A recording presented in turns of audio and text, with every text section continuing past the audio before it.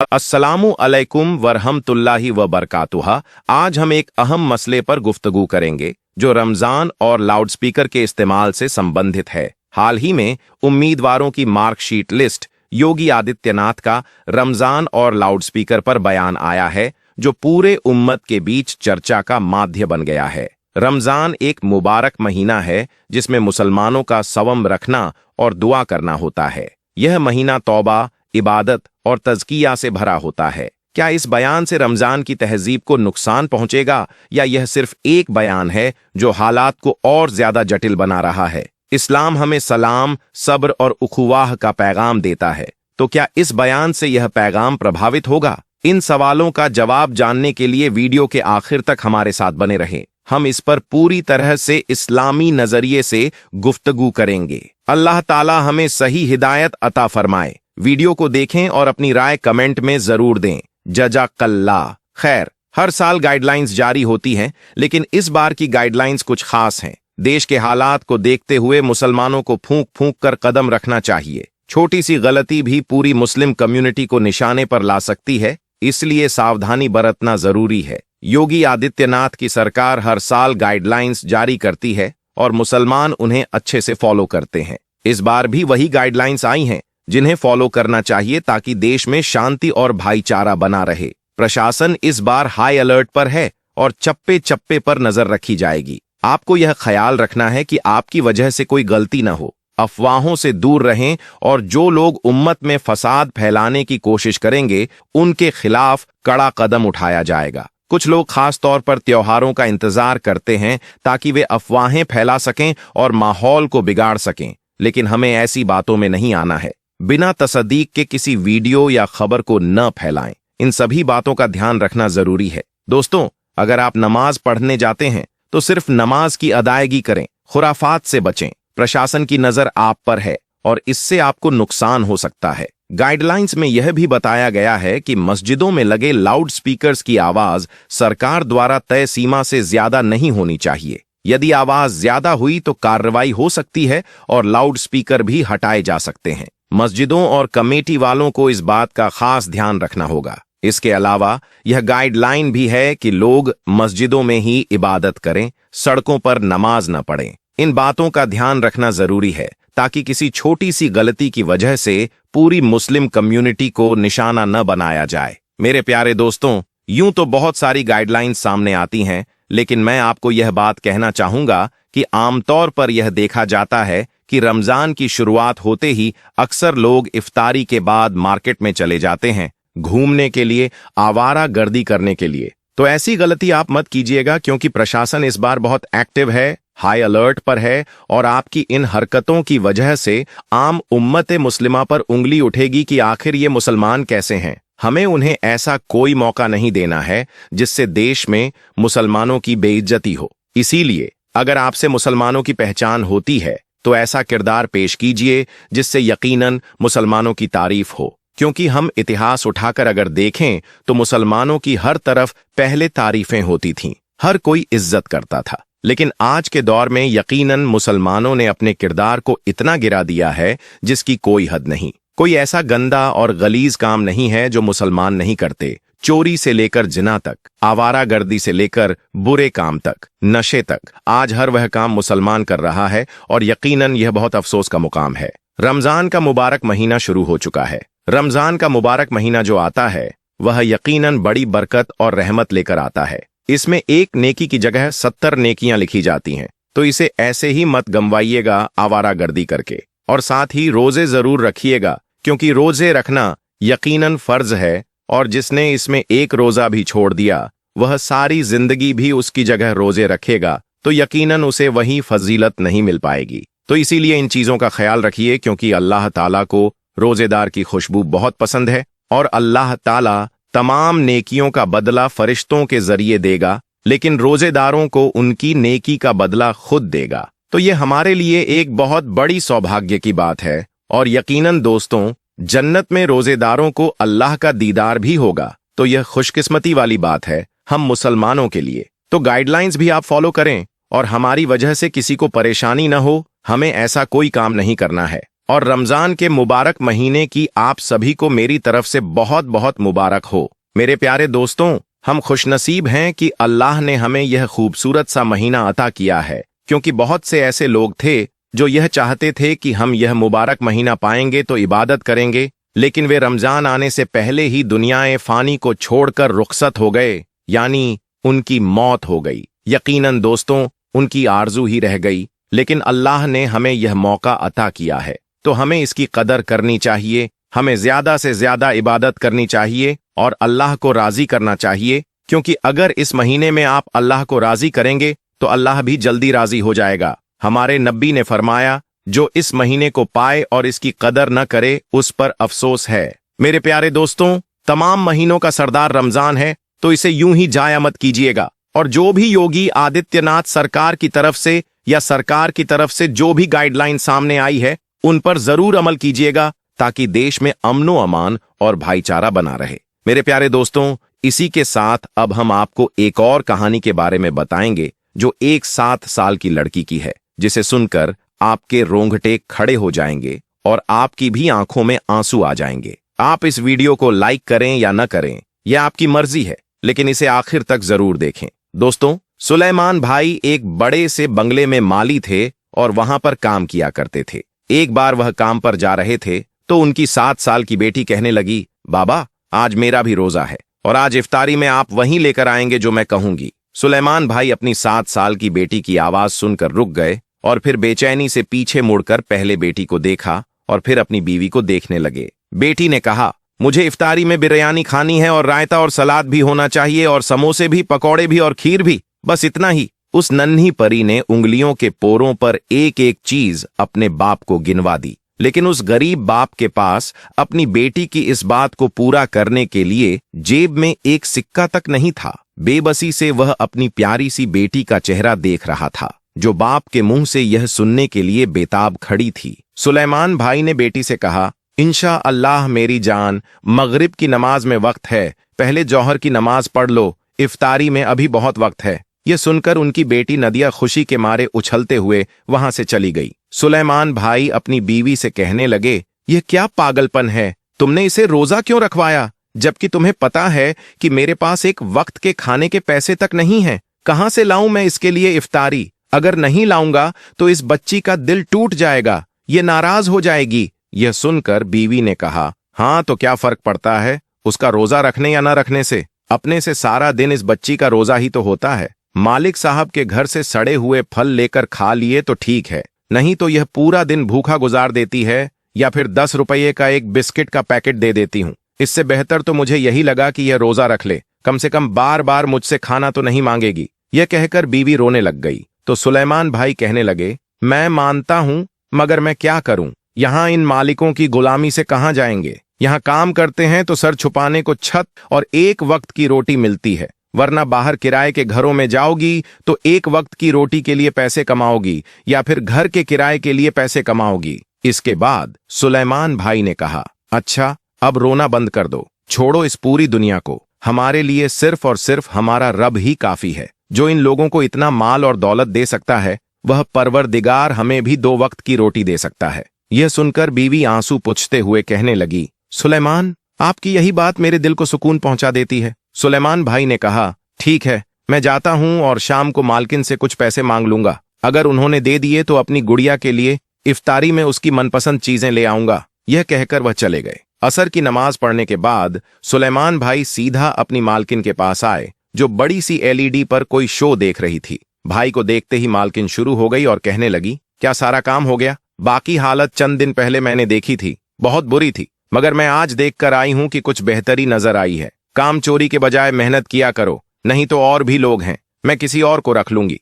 तो सुलेमान भाई कहने लगे, नहीं नहीं, मैं बहुत मेहनत कर रहा हूं, खुदा का वास्ता ऐसा मत करो। सुलेमान भाई तो वहां से निकलने की सोच रहे थे। ये सुनकर भी कांपते थे कि इस घर की 4 दीवारी से निकलकर कहां जाऊं। वह सर झुकाए खड़े हुए थे तो मालकिन कहने लगी, अब जाओ यहां से, मुंह उठाकर क्यों खड़े हो गए? तो सुलेमान भाई कहने लगे, बेगम साहिबा, वह आज मेरी बेटी नदिया का रोजा है, आपको तो पता है मैं और मेरी बीवी तो आपकी तरफ से मिलने वाली इफ्तार से रोजा खोल लेते हैं, मगर वह बच्ची है, पहले रोजे की खुशी में उसने मुझसे कुछ फरमाइश की है, उसे इफ्तार में उसकी मनपसंद चीजें चाहिए, मगर बेगम साहिबा, मेरे पास जेब में 1 रुपए तक नहीं है, इसीलिए आप मेहरबानी करके मुझे आज कुछ पैसे दे दो तो मैं अपनी बेटी के लिए कुछ ले जाऊं। उन्होंने इतना ही कहा था कि इतने में मालकिन उनकी बात को बीच में काटते हुए कहने लगी, तुम एक काम क्यों नहीं करते कि तुम यहां आकर हमारे बंगले में रहने लगो और हम तुम्हारी जगह सारे काम भी कर दिया करेंगे, और जो एक कमरा तुम्हें रहने के लिए दिया है वहां हम रह लेंगे। अब की बार मालकिन के लहजे में बदतमीजी का भी असर था। वह कहने लगी, जब देखो इस काम के लिए पैसे चाहिए, उस काम के लिए पैसे चाहिए। अगर बेटी की इफ्तारी के लिए तुम्हारे पास पैसे नहीं थे तो उसे रोजा क्यों रखवाया? अभी उसे पानी पिलवाकर रोजा खुलवा दो, मगर बेटी का रोजा रखवाकर हम पर एहसान मत करो। उस दिन पैसे दिए थे तुम्हारी बेटी के इलाज के लिए, अब और उम्मीद मत रखो और जाओ यहां से। सुलेमान भाई आंखों में नमी लिए बाहर आ गए, जबकि मालकिन गुस्से से सिर झिड़कते हुए सोफे पर जाकर बैठ गई और शो देखने लगी। सुलेमान भाई वहां से आने के बाद बेहद उदास थे, लेकिन उन्होंने अपनी बेटी को प्यार से समझाने की कोशिश की। बेटी ने कहा, बाबा, आज आप मेरे लिए इफ्तारी में वह सब कुछ नहीं लेकर आए जो मैंने आपसे कहा था। तो सुलेमान भाई ने कहा, मेरी बेटी, हम सादगी से इफ्तारी करेंगे, जैसे कि हमारे प्यारे नबी हजरत मोहम्मद मुस्तफ़ा सल्लल्लाहु अलैहि वसल्लम किया करते थे। प्यारे नबी पाक हजरत मोहम्मद मुस्तफ़ा सल्लल्लाहु अलैहि वसल्लम का नाम सुनते ही बेटी की आंखें खुशी और ताजगी से चमक उठीं। वह बोली, बाबा, क्या सच में हमारे प्यारे नबी पाक सल्लल्लाहु अलैहि वसल्लम सादगी से इफ्तारी करते थे? और वह क्या क्या खाते थे इफ्तार में? बेटी के चेहरे की चमक देखकर मां भी मुस्कुराने लगी। सुलेमान भाई ने अपनी बेटी से कहा, जी मेरी बेटी, हमारे प्यारे नबी हजरत मोहम्मद मुस्तफ़ा सल्लल्लाहु अलैहि वसल्लम बिल्कुल सादगी के साथ सहरी और इफ्तारी करते थे। खाने में उनकी पसंदीदा चीज खजूर थी, और इसके अलावा जो भी मिल जाता अल्लाह का शुक्र अदा करते हुए खुशी से खा लेते थे। बहुत बार तो अलैहि वसल्लम इफ्तारी में सिर्फ खजूर खा लेते और कई बार भूखे रह जाते, लेकिन कभी नशुक्री नहीं करते, बल्कि अल्लाह के शुक्रगुजार रहते। बाप की बातें सुनते हुए बेटी सन्ना मुस्कुरा रही थी। वह कहने लगी, ठीक है बाबा, मैं भी आज सादगी के साथ रोजा खोलूंगी और अल्लाह पाक का शुक्र अदा करूंगी। सुलेमान भाई ने उसकी बात सुनते हुए गहरी सांस ली और झुककर अपनी लाडली बेटी का माथा चूमा। दोस्तों, सुलेमान भाई ने अपनी बेटी को समझा दिया कि हम सादगी से इफ्तार करेंगे, और बेटी मान गई। सुलेमान भाई की बीवी, जिनका नाम सफिया था, वह भी यह सब कुछ सुनकर मुस्कुराने लगी और उठ खड़ी हुई, क्योंकि उन्हें घर की मालकिन के साथ इफ्तारी तैयार करने में मदद करनी थी। रानिया ने मालकिन से कहा, बेगम साहिबा, आज बहुत गर्मी है, लाएं मुझे दे दें, मैं खाना बना देती हूँ। तो मालकिन, जो उस वक्त गर्मी में किचन के चूल्हे के सामने खड़ी थी और बिरयानी बना रही थी, वह कहने लगी, नहीं, मैं खुद कर लूंगी, बड़ी मेहरबानी तुम्हारी। दरअसल तुमसे पहले जो मेरी काम वाली थी, मैं खाना उससे बनवा लिया करती थी, मगर फिर कुछ वक्त के बाद उसने किचन में चोरी करना शुरू कर दी। कभी सालन चुराकर डिब्बे में भरकर ले जाती, तो कभी फ्रिज से गोश्त वगैरह चुरा लेती थी, और कभी मसालों के डिब्बों से मसाले चुरा कर ले जाती थी। बस मैंने फिर उसे काम से निकाल दिया, और उस दिन के बाद मैं किसी पर भरोसा नहीं करती, खाना खुद ही बनाती हूँ। रानिया उसकी बात अच्छे से समझ गई और उसे उसके हाल पर छोड़ते हुए वहां से निकल आई। बिरयानी बनाते बनाते अचानक मालकिन का मोबाइल बजा, और वह जो बिरयानी को दम पर रखने वाली थी, उसे वैसा का वैसा छोड़कर मोबाइल पर बात करते हुए किचन से निकलकर बाहर चली गई, और यहां से वहां टहलते हुए मोबाइल पर बातें करने लगी। इस बात से अनजान हो गई कि किचन में चूल्हे पर रखी हुई बिरयानी में छत से छिपकली गिर चुकी थी। फोन पर बात करने के बाद वह मालकिन वापस किचन में आई और मोबाइल पर नजरें टिकाए हुए बहन का नंबर मिलाते हुए देगची में चमचा हिलाकर उसे मिक्स करने लगी। वह इस बात से बिल्कुल अनजान थी कि उसने छिपकली का जहर पूरे खाने में मिला दिया था। मगरिब की अजान होने वाली थी, तो मालकिन और उसका शौहर और उनकी बेटी मालक सब इफ्तारी करने में मशगूल थे, जबकि सुलेमान भाई और उनकी बीवी और उनकी बेटी किचन में बैठे उनके खाने के खत्म होने का इंतजार कर रहे थे, क्योंकि उनका खाना खत्म होता तभी तो उनका बचा हुआ खाना ये सब खाते। इतने में मालकिन का शौहर कहने लगा, इनको यानी सुलेमान के घर वालों को अंदर से खाना निकाल कर दे दो, आज उस प्यारी बच्ची का भी रोजा था। तो मालकिन ने कहा, आपको कितनी बार कहा है मेरे मामलात में दखलंदाजी न किया करें, मुझे अच्छे से पता है इन नौकरों को कैसे उनके हद में रखना है, आप खामोशी के साथ अपना खाना खाएं।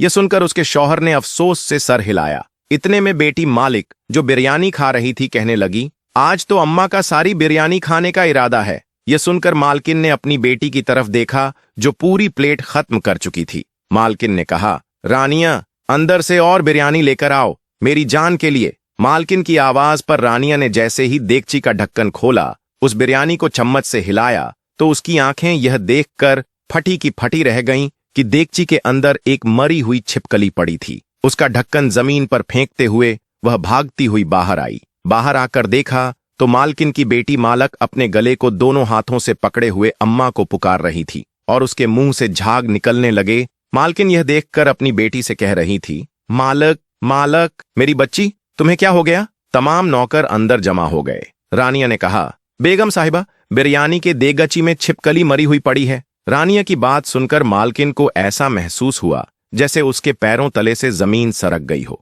मालकिन के शौहर ने वक्त खराब किए बिना अपनी बेटी को गोद में उठाया और वह सभी अस्पताल की तरफ भागे जहां मालक का इलाज किया गया। डॉक्टर का कहना था कि इसकी हालत अभी भी खतरे में है। रोते रोते 2 बार मालकिन बेहोश हो चुकी थी, जिसे रानिया संभाल रही थी। मालिक के कमरे के बाहर 7 साल की बच्ची नदिया बैठी हुई थी, जो अपनी सेहत के लिए अल्लाह की बारगाह में दुआएं मांग रही थी, जबकि सुलेमान भाई मालकिन के शौहर के साथ भाग दौड़ करने में लगे हुए थे। मालकिन ने डॉक्टर से कहा, डॉक्टर, मेरी बेटी कैसी है? डॉक्टर बोला, सच पूछे तो जब आप लोग उस बच्ची को यहां लेकर आए थे तो उसकी हालत को देखते हुए उसका बचना बहुत मुश्किल लग रहा था, लेकिन पता नहीं कैसे वह खतरे से बाहर है। आपको बहुत बहुत मुबारक हो। यह कहकर डॉक्टर वहां से चला गया। मालकिन सिसक सिसक कर रोते हुए सजदे में गिर पड़ी तो उसका शौहर कहने लगा, आज कैसे तुम्हें अपनी बेटी की तकलीफ महसूस हो रही है? देखा ना, औलाद की तकलीफ कैसे इंसान को बेबस बना देती है। मगर तुम्हें क्या? तुम्हें तो सिर्फ अपनी बेटी की तकलीफ महसूस होती है। जरा उस बच्ची को देखो जो कमरे से बाहर बैठी सूखे होंठों के साथ बिना इफ्तारी किए हुए तुम्हारी बेटी के लिए दुआएं मांग रही है। ये वही बच्ची है जो तुम्हारी इफ्तारी का इंतजार कर रही थी ताकि तुम्हारा पेट भरने के बाद वह अपनी भूख को मिटा सके। लेकिन तुमने क्या किया? जैसी तकलीफ आज तुम्हें हुई है वैसी ही तकलीफ सुलेमान भाई और रानिया भाभी को भी अपनी बेटी को भूखा देखकर हुई होगी। जब तुम अल्लाह के बंदों पर रहम करोगी तो अल्लाह भी तुम पर रहम करेगा। अल्लाह के बंदों को तकलीफ पहुंचाओगी तो खुद भी तकलीफ बर्दाश्त करने के लिए तैयार हो जाना। मुझे लगता है कि शायद अल्लाह ने इस बच्ची की दुआ सुन ली है, जो रात के इस पहर भी बिना रोजा खोले हुए भूखी प्यासी बैठी अपने रब से तुम्हारी बेटी के लिए दुआ मांग रही है। मालकिन जमीन पर सजदे की हालत में बैठी हुई थी। उसका दिमाग सुन्न हो चुका था। जब ये सारी बातें बहती हुई दीवार पर टेक लगाए, सुलेमान और रानिया भी सुन रहे थे। 15 मिनट बेहोशी की हालत में बैठने के बाद वह वहां से उठी और बेजान होते हुए कदमों को घसीटते हुए 7 साल की नदिया के पास आई, जो उस कमरे के बाहर दोनों हाथ उठाकर दुआएं मांग रही थीं और यह कह रही थीं, मालक ठीक हो जाए, मालक ठीक हो जाए। ये सुनकर मालकिन कहने लगी, बेटा, मुझे माफ कर दो, मैं बहुत जालिम हूं, मेरे किए हुए हर जुल्म के लिए मुझे माफ कर दो। नदिया को अचानक सीने से लगाते हुए मालकिन एक बार फिर से रो पड़ी तो रानिया कहने लगी, नहीं बेगम साहिबा जी, आप क्या कह रही हैं? आपको माफी मांगने की कोई जरूरत नहीं है। इतने देर में मालकिन का शौहर भी वहां आ गया और यह कहने लगा, ये देखो नदिया बेटी, मैं आपके लिए क्या लेकर आया हूं। नदिया की आंखें चमक उठीं और कहने लगी, क्या है अंकल, इसमें क्या है? तो उसने कहा, इसमें तुम्हारी इफ्तारी का सामान है। यह देखो, बिरयानी, शरबत, खीर, पकौड़े, समोसे, सब कुछ है। अपने सामने पड़ी इन तमाम चीजों को देखकर उसकी भूख चमक उठी। वह मालिक की तरफ देखकर कहने लगी, ये सब मेरे लिए हैं? तो मालिक कहने लगा, हाँ मेरी जान, ये सब आपके लिए है। अब आपको खाने से कोई मना नहीं करेगा। आपको इसमें से जो कुछ खाना है आप खा सकती हो। नदिया ने कहा, अम्मी बाबा, आपने भी तो इफ्तारी नहीं की है, आप दोनों भी आ जाइए, हम सब मिलकर एक साथ इफ्तारी करते हैं। इसके बाद मालकिन, उसका शौहर, नदिया और उसके अम्मी अब्बा सब लोग साथ बैठकर खाना खाने लगे। तो इस वीडियो के बारे में आपके क्या ख्याल हैं? कृपया अपने विचार कमेंट्स में जरूर शेयर करें। अगर इस वीडियो ने आपके दिल को छुआ हो तो हमें बताइए। हम आपके हर एक विचार का एहतराम करते हैं और आपकी दुआओं का इंतजार करेंगे। अगर आपको यह वीडियो पसंद आई हो तो कृपया इसे लाइक करें ताकि यह नसीहत और हिदायत दूसरों तक भी पहुंचे। इस वीडियो को शेयर करें ताकि यह नेक काम आपके दोस्तों और परिवार तक पहुंचे और वे भी इससे फायदा उठा सकें। और अगर आपने अभी तक हमारे चैनल को सब्सक्राइब नहीं किया है तो सब्सक्राइब करना न भूलें ताकि आपको हमारे आने वाले हर नेक वीडियो का फायदा मिल सके। हम अपने चैनल पर हमेशा नई और तालीम देने वाली वीडियो लेकर आते हैं। जो आपकी रोजमर्रा की जिंदगी को बेहतर बना सकती है। अल्लाह ताला हमें अपनी हिदायत और रहमत दे और हमारी जिंदगी को अपने रब की रजा के मुताबिक बनाए। अल्लाह ताला हमारी सभी मुश्किलात को आसान करें और हमें अपनी बारगाह में कबूल करे। अल्लाह हाफिज।